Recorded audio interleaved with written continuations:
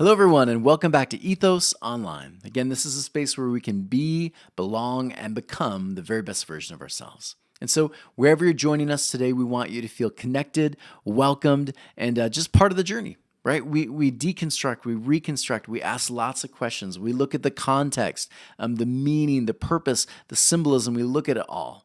And so, welcome wherever you're from, wherever you're joining us. And as always, we want to remind you, if you want to continue supporting this ministry that we do, please look at the links below. There's a way that you can donate, tax-deductible donations. You can also subscribe there on the subscribe channel. We'd love to have you be a part of this. And again, walk with us in this journey. Support what we're doing.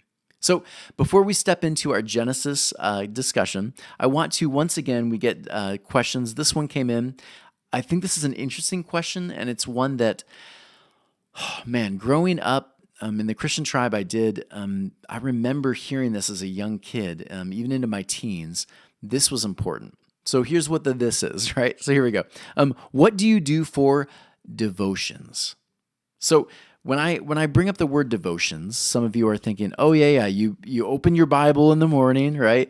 You read a couple verses, you pray, you go on your day, and you're inspired. Some of you, it was like, you flip and you just kind of point and I'm going to read this and King Hezekiah killed da da da da da.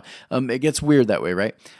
Devotions could mean a lot of things to a lot of different people. So what I'm assuming the person had meant was like, what is your thing that you do right in the morning or kind of starting your day? It's interesting. When I was younger, devotions meant what the definition says, right? Devotion was loyalty to a cause. That's the idea behind devotion. And so for many of us growing up in certain tribes, you read the material your tribe gave us, right? You did the thing, you read the articles, you read to affirm, what you already believe or what you should believe. That was the idea for many of us behind devotions, even the word devotion, right? Loyalty. The idea here, I think, misses the point, right? I don't do devotions anymore. I don't devote myself to a loyalty to a cause. That's not the purpose of what I do when I wake up in the mornings and I try to, or throughout the day. I have a set intentional goal that I have when I sit down and I partake in something that's going to cause the gray matter to kind of start sparking. Right? These are things that I do that cause my body, my spiritual journey, my gray matter to kind of start kicking in. So I would argue that is what devotion is, right? For me lately. So what I'll do sometimes is I'll have a book that I'm reading. It might be Zen, the art of looking at life deeper. It might be the Bible, looking at a certain passage that I found challenging that week. It might be researching neurology and how the brain connects over certain things and ADD and all of that. That to me, when I can do something like that, it pulls me into something deeper, and I consider my own humanity a little bit bigger, right? That's one thing I'll do. Another thing is I've begun doing more meditation, where I'll just stop, I'll silence myself, I'll focus on just nothing but my breathing. And when I start my day that way, these practices, many people do yoga, different Eastern practices, whatever. When I just sit and I focus on my breathing, and I try to clear the thoughts out of my mind. When I can start my day that way, it's like I've removed the chaos, right? Thinking of Genesis, I've removed the chaos and I've started with a clean slate. That to me has been a new kind of devotion, if you want to call it that. That's been really helpful for me. And another thing, getting exercise. Whenever I don't do exercise during the day, I feel kind of like a piece of garbage, right? Human garbage. I feel blah. But when I can get out and do something, again, it clears my head. It opens me up. It gets the blood moving, flowing. When I do these practices, I've found that's become my new devotion, and it gets me moving in the day in the right direction. I hope that answers your question a little bit about what devotion is. Devotion for many of us meant one thing. Today for me, it's the practice of essentially getting myself centered, right? Getting myself centered before the day so that I can conquer whatever issue or goal comes up. I'm ready for it. right? And again, if that means looking through some psalm that day, that's going to remind me of the beauties and wonder, or if it's running around, whatever it is, those are the things I'm putting my attention on lately. Not just that, oh, good, I read my chapter of the Bible today or my lesson plan or whatever. No, I don't do things anymore just for the sake of doing them. I do them with intention and purpose. So that's my devotion. Hope you like that. If you didn't, send me an email. Let's talk. I'd love to hear what you do. So moving through Genesis again. Genesis, this beautiful, beautiful compilation. Stories, poems, narratives, poetic musings, prophetic voices, all of it. This is a compilation of all of those things. And again, to understand it, you have to look at the context and the history. So again, one more time, Israel, they are conquered by the Babylonians, marched hundreds of miles on feet. Again, many of you are going to be able to memorize this now, right? 587 BC. Their people are asking, what do we do? Do we assimilate like all the other tribes are doing? And Israel says, no, we're not going to do that. We're going to be a tribe that keeps our identity. We're going to keep our recipes. We're going to keep our rituals. We're going to keep Jewish, right? That's why they write and compile the stories, not history, the stories, the poems, all of these things in order to keep their identity. And that's where Torah, Genesis, Exodus, Leviticus, Numbers, Deuteronomy, that's how it's formed. So again, it's formed of many different ways, but we always have to remember every story, every musing, every wisdom writing has the sole purpose of miniaturizing Israel, right? Joseph is Israel. Moses is Israel. Jacob is Israel. Every time you see a story, that is the purpose of the telling. And so the wisdom writings, the warnings, it's all for the purpose of Israel reminding themselves who we are, who we aren't, where we should be heading. That's the idea. And so we talked about Genesis 1. God clears space, steps into the chaos, clears space, then begins filling the space. That's the beauty. And it is, of course, a poem. You move into Genesis 2, and we have a narrative, right? We have a story. We have the elders bringing everyone together around the campfire saying, hey, let me remind you of our past, right? Of who we are. And the fish story is told, and it gets bigger and bigger, and before you know it, Jonah's got a whale. Yeah, that's the beauty. If you take these stories literally, Genesis 1 and Genesis 2, they don't agree, right? If you're going to take them scientifically, one doesn't agree with the other. You look at the days of creation, you look at when things were created, why they're created. When you look at how man is portrayed and how God's portrayed, they're different stories, because the truth is they were never meant to be a historical telling. They were there to share images, poetry. It's all connected to who Israel is, who their God is, and how they function in the world. That's the point of Genesis. So Genesis 2, we move into the narrative, the story, the campfire telling. So today we're going to take a good amount. We're going to go verses 8 through 17. That's a big chunk. So I'm going to try to move a little bit quicker through it.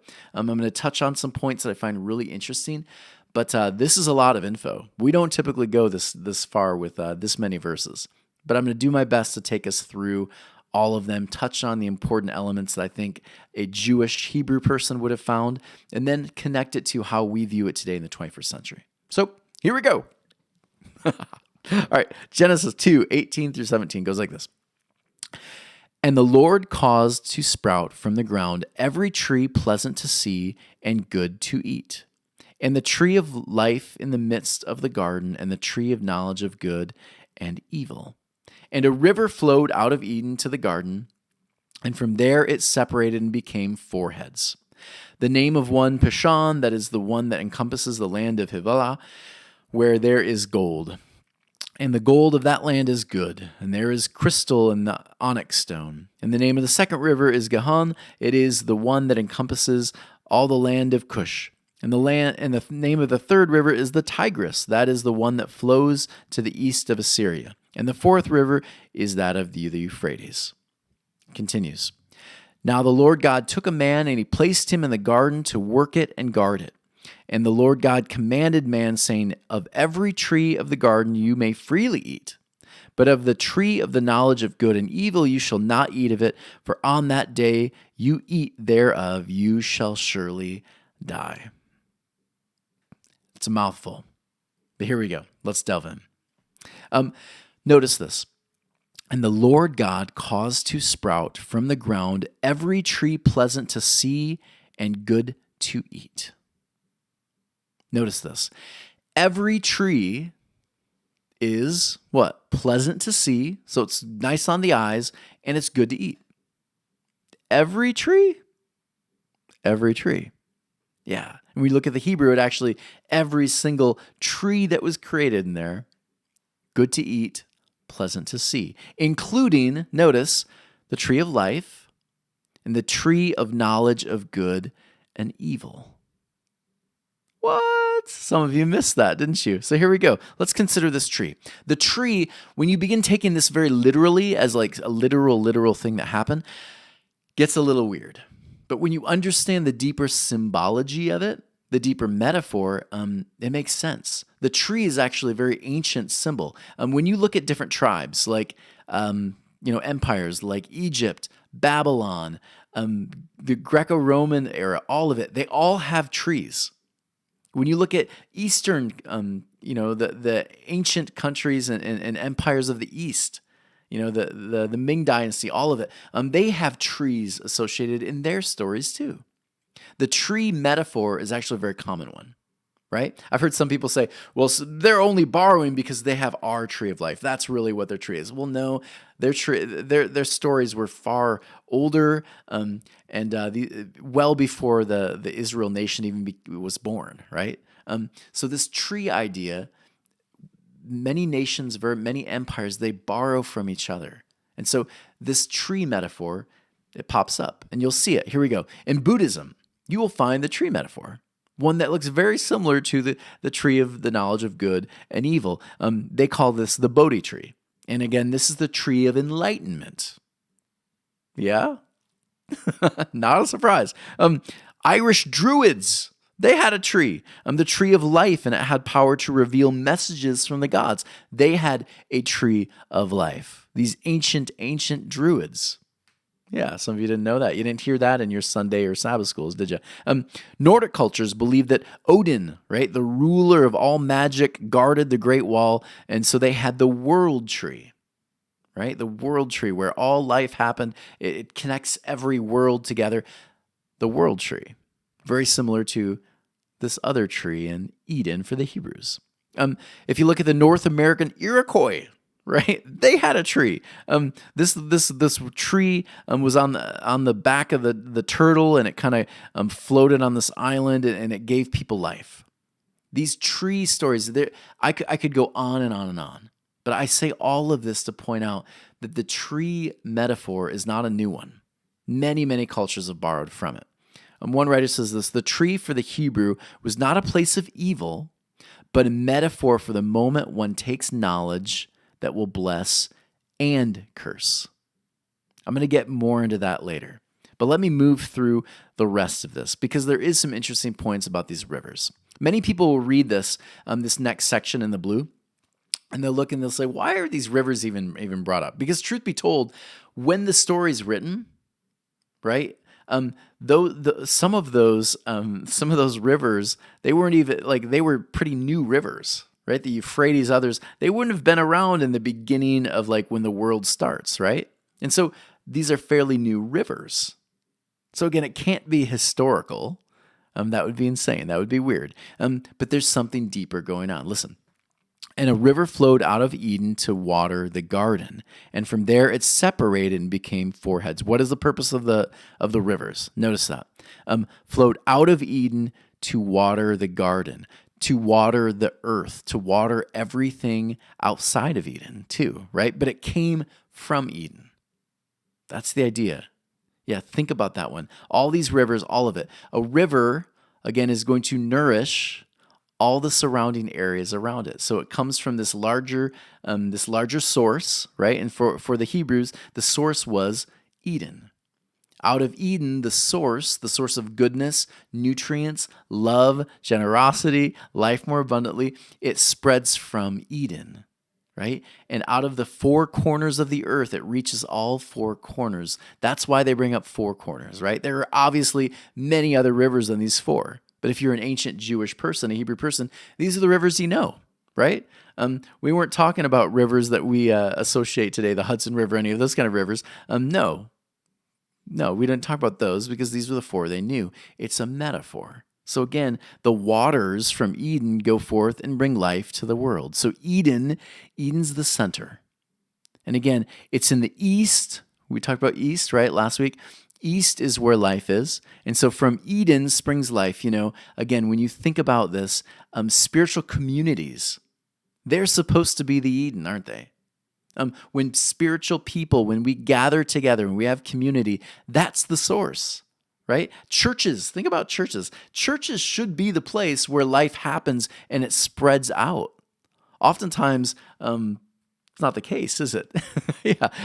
But really, if you think about a church's function, a church should be the Eden of the community, sharing life more abundantly, spreading its tentacles out. Tentacles, that was a terrible thing.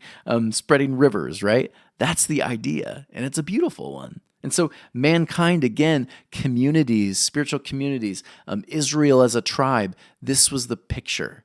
Everywhere we go, we plant, we grow, we bring life.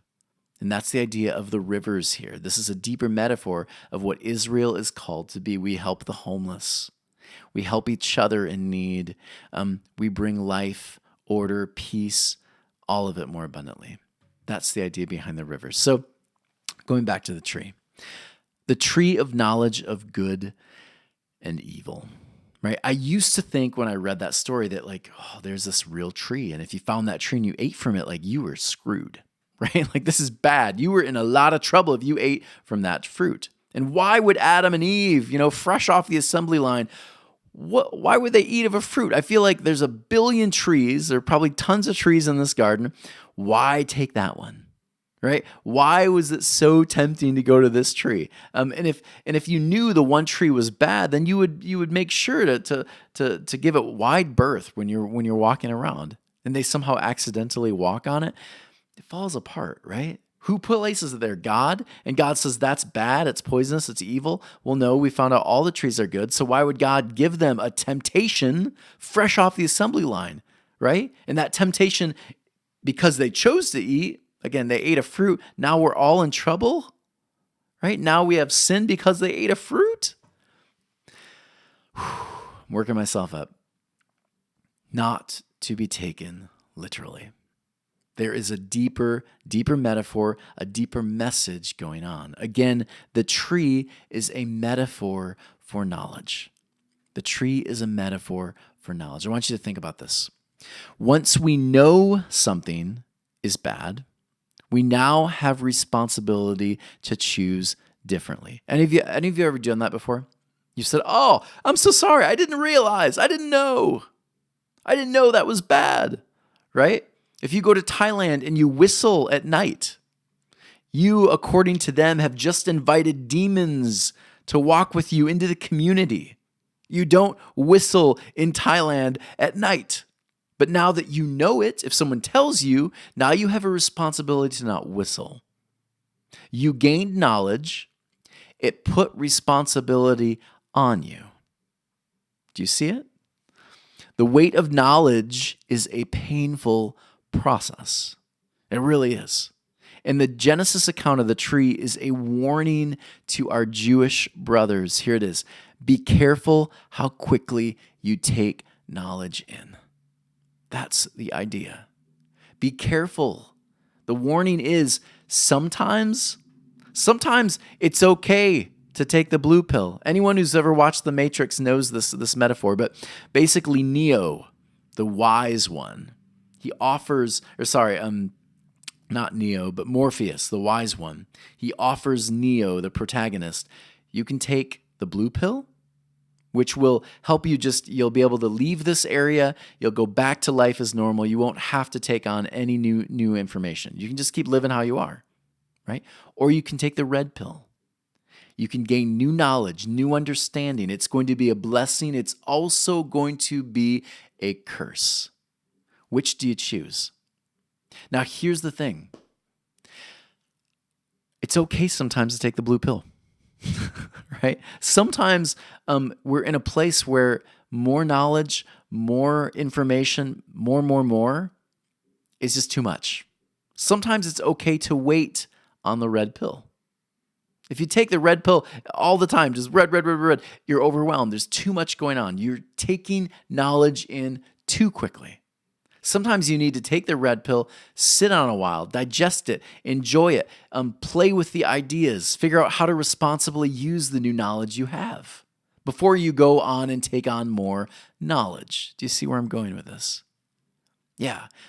Take on too much knowledge and you have atomic energy. What do you do with the atomic energy? Well, if you haven't gained wisdom yet, right? If you haven't picked up more wisdom, how to use the thing, if you haven't bounced around enough, you're going to create an atomic bomb. And that atomic energy knowledge that you've gained becomes an absolute curse for the world. Yes. Are you seeing it? For the Hebrews, it's a warning, right? Take on knowledge. It's a blessing. The tree's good. All the fruit in the garden's good. But this one, be careful how much knowledge you take on. Don't take it on too quickly, right? Learn to walk with wisdom as you eat from knowledge. Yeah. Can you think of times in your own life where you took knowledge on too quickly? You jumped into a thing, you heard it, you jumped in, but you did not take time to consider the ramifications. You just jumped. Yeah. You ended up, you wanted to drive a car and you got your license. And what'd you do? You decided, I'm going to try to go 150 in Dad's minivan. And you went 150 in Dad's minivan and it's raining and you ended up in the middle of a cornfield, right? With a bloody cut and the car's wrecked. What'd you do? You didn't have wisdom to guide the new experience of driving. We do this over and over again. And there is a warning there. Knowledge is good, but it can also be a curse. Think about the first time you heard about like what sex is, how babies come from, right? Where babies come from. Holy cow. If you weren't ready for that knowledge, you had nightmares. Right? You looked at your parents and you're like, you two did that? Oh, like, too much, right? It can be a curse or it can be a blessing. That's the idea behind this tree. It's a beautiful, beautiful metaphor. If you miss it, if you take this literally, you go all different weird directions. But the idea here is it's a warning for Israel. Allow yourself to walk with wisdom so that when you gain the knowledge, you can marry the two. You can spend time with the red pill, enjoy the red pill, figure out ways to use the new information, the new knowledge in a responsible way. Yeah? Now it makes sense. Yeah. And you don't have to have these weird arguments with people over literal trees and all of that. You can just enjoy the metaphor for what it is. I remember years ago, 15 years ago, I went to a bookstore and I saw this book, and it had a picture of like a black box over Jesus' mouth, and it said censored, and I thought that was interesting. I even did like a whole sermon series over just the picture alone, not necessarily what was in the book, but just the picture. And I remember thinking, this looks interesting, and so I bought it. It was like $2. Right? I bought it. I took it home, and that night I opened it up, and I read the first chapter. You know what? Not even the first chapter. Probably the first couple pages. And what was there, I was not ready for it. It caused me to my head hurt. I didn't want to go there. I was scared. I thought, it makes a lot of sense, but I don't want to know this. This is not it.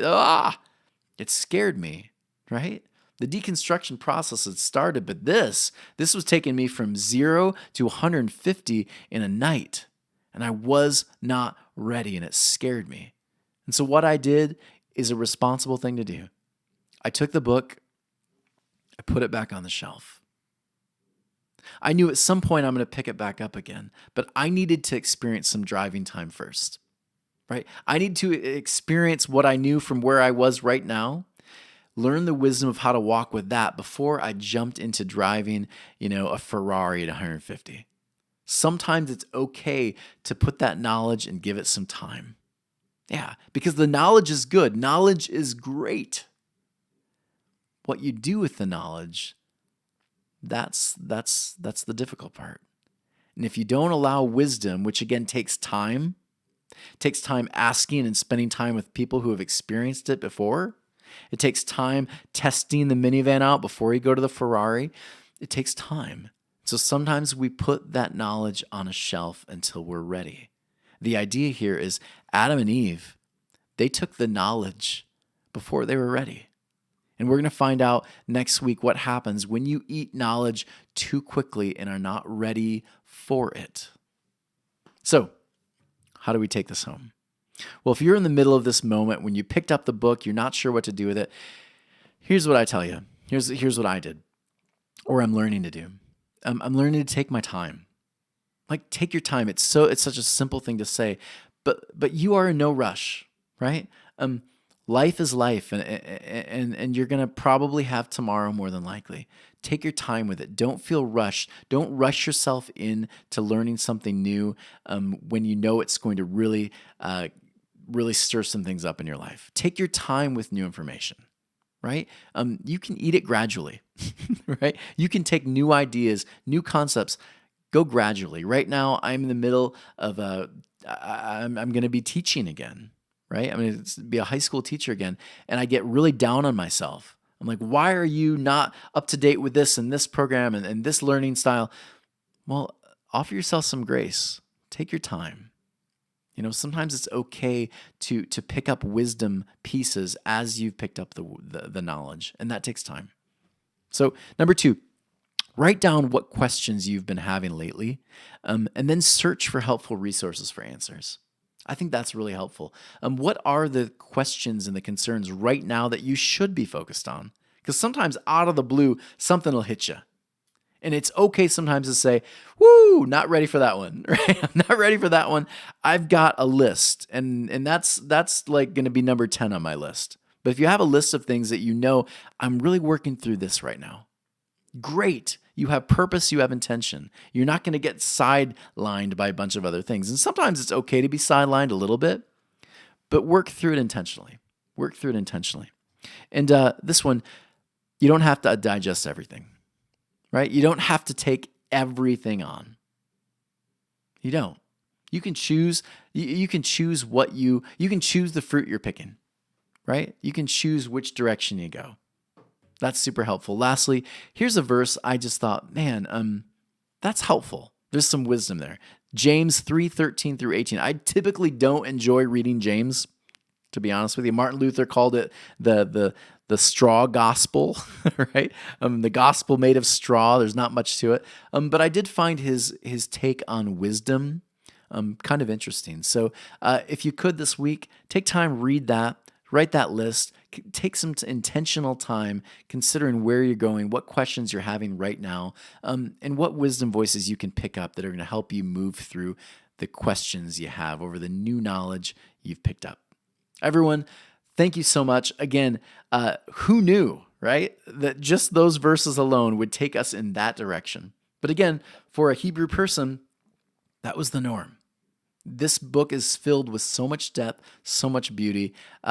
It's worth taking a little more time to digest. And so if you've enjoyed this, please consider giving ethos-church.org/donate. We are a tax-deductible organization. It takes a lot of time and energy. We've got Leo working over here doing editing, filming, and we've got other people doing a lot of other things right now just to make this happen. The podcasts, the Ethos live sessions, periodic blogs, conversations here and there with different people.